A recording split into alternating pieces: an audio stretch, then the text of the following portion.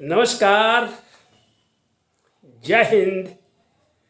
पूर्णचंद्र कांडपाल आज आपसे हिंदी में बात करूंगा। एपिसोड नंबर 289 289 लेके आपके सामने प्रस्तुत हुआ हूँ। दो चार बातें वही जन जागृति की, एक सत्य को सामने रखने की एक प्रयास। ऐसा नहीं कि मैं कोई सर्वज्ञ हूँ, मैं बहुत बड़ा ज्ञानी हूँ, ऐसा नहीं है। मैं भी अध्ययन करता हूँ, पढ़ता हूँ और मन करता है क्यों न मैं इसको दो चार लोगों से शेयर करूँ। और इसी बात पर मैं आज आपसे बात करना चाहता हूँ। कुदरत का सबसे बड़ा करिश्मा क्या है? कभी आपने सोचा? कोई कुछ कहेगा, कोई कुछ कहेगा, कोई कुछ कहेगा। कुदरत का सबसे बड़ा, कुदरत या प्रकृति या जो भी आप कह लीजिए, और दूसरे शब्दों में ईश्वर कह लीजिए, आप ये सब साइनोनिम्स हैं, पर्यायवाची हैं। इसको आप देख लीजिए। निराकार ईश्वर को किसी ने देखा नहीं है, लेकिन इसको आप सबसे बड़ा करिश्मा क्या है, कभी आप इस पर सोचते हैं? आइए मैं दो तीन उदाहरण आपको देता हूँ जो हमें उद्वेलित करते हैं कि वास्तव में ये कितना बड़ा करिश्मा है जिस पर मनुष्य का, व्यक्ति का, विज्ञान का कोई अभी तक नियंत्रण नहीं है। तो सबसे पहले मैं आपको बताता हूँ कि आपने कभी देखा हमारे समाज में, हमारी इस सृष्टि, हमारी इस दुनिया में, इस ब्रह्मांड में स्त्री पुरुष का जो लिंगानुपात है उसको कौन नियंत्रित कर रहा है? आप देखिए, विज्ञान तो वहाँ अभी तक पहुँचा ही नहीं है। उसका बस चलता तो वो भी पता नहीं क्या क्या कर देता है वो। लेकिन वैज्ञानिक तौर पर रोबोट अलग बना रहा है, वो इशू नहीं है। 2011 की हम बात करें तो हमारे देश में 1000 पुरुषों पर 943 महिलाएं थी। और अब आगे जाके बढ़ के ये कह रहे हैं कि अब हालांकि जनगणना तो 2021 में थी, लेकिन तय थी, लेकिन वो हुई नहीं।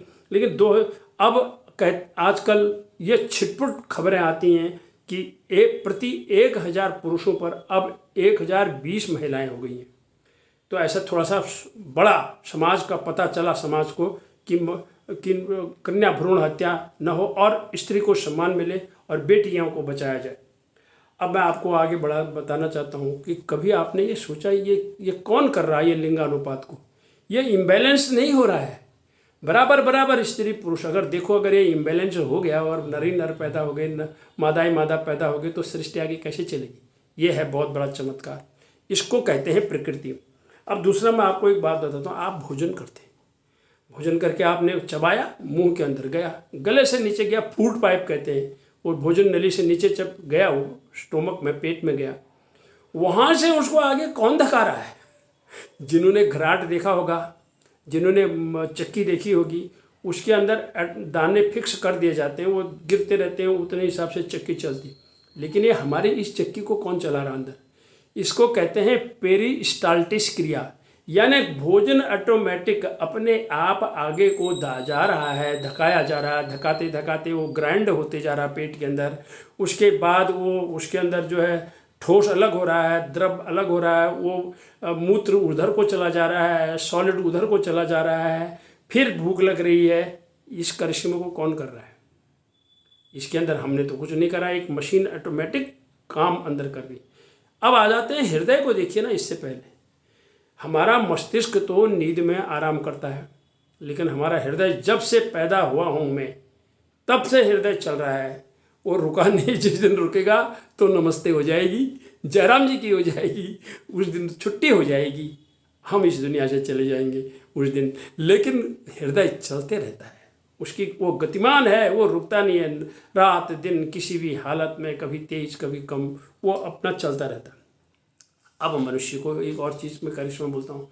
मनुष्य में एक कुदरत का करिश्मा है, हार्मोन। हार्मोन को आप देखिए, यदि नर मादा के हार्मोन नहीं होते तो स्त्री पुरुष का संपर्क नहीं होता, आगे सृष्टि नहीं चलती। लेकिन जीव जंतुओं में, इस जितना भी इस जीव विज्ञान में, सिर्फ मनुष्य के अलावा ये जो स्त्री पुरुष संपर्क है, उनको पता होता है कि ऐसा करने से हमारे बच्चे होंगे, उनको तो पता है। लेकिन अन्य जीव को देखो, आप कुत्ते को देखो, बिल्ली को देखो, आप पक्षियों को देखो, कीट पतंगों को देखो, जलचर को देखो, थलचर को देखो, ये इस नैसर्गिक क्रिया को करते हैं। उनको नहीं मालूम वो क्या कर रहे हैं, उनके कैसे बच्चे हो रहे हैं, उनको इससे कोई लेना देना नहीं है। वो स्वतः ही ये कार्य होते चला जा रहा है। लेकिन मनुष्य को इस चीज़ का जरूर पता है कि ऐसा करने से उनके घर में बच्चे होते हैं, सृष्टि आगे चलती है उनका आगे जाके परिवार बढ़ता है, ये उनको सारा पता होता है। तो भंवरे को देखो, वो भंवरा है, मधुमक्खी है, वो अपना शहद खा रहा है, शहद चूस रहा है, लेकिन उनको ये नहीं मालूम कि वो परागण के बाद उनके टांगों के माध्यम से जो है फसलों में रंग बिरंगा कलर जा रहा है और उनमें गर्भाधान हो रहा है, उन बीज तभी बीज बन रहे हैं, ये उनको नहीं मालूम है, वो कुदरती तौर पर करते चले जा रहे हैं। तो इस तरह से रंग बिरंगे फूल बन जाते हैं।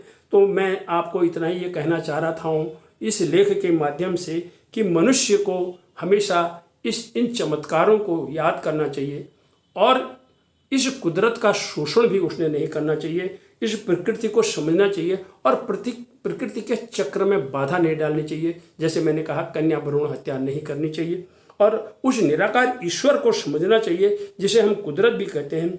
उसके नियमों के विरुद्ध यदि हम कोई कार्य करेंगे तो एक दिन हम पछताएंगे। मेरा सिर्फ इतना ही कहना है कि कुदरत का ये जो सबसे बड़ा करिश्मा है, इसको भी हमने समझना चाहिए कि आखिर ये कौन नियंत्रित कर रहा है, वो कौन है, वो परवरदिगार।